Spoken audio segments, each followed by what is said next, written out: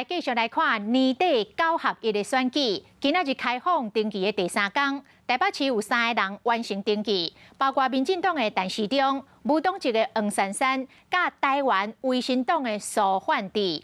陈时中由28位的议员参选人，甲副总统这个陈建仁陪同。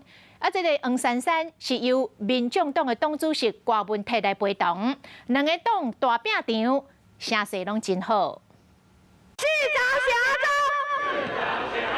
议员全力打，由副总统陈建仁陪同，民进党台北市长参选人陈时中，带28位议员参选人家母带家囝来到北市选委会进行登记。陈时中请10组亲子团挂保证讲，要台北市正做事适合大城市。从年轻人到婴幼儿，好，或是我们年轻的妈妈、爸爸，这都是我们未来的希望。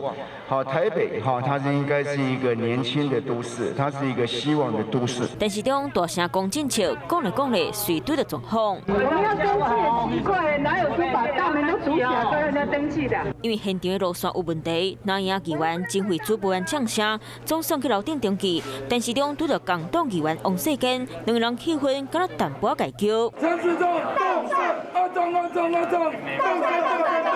啊，敢是共党的，哪会离这么远？一个倒平，一个正平，完全无交流。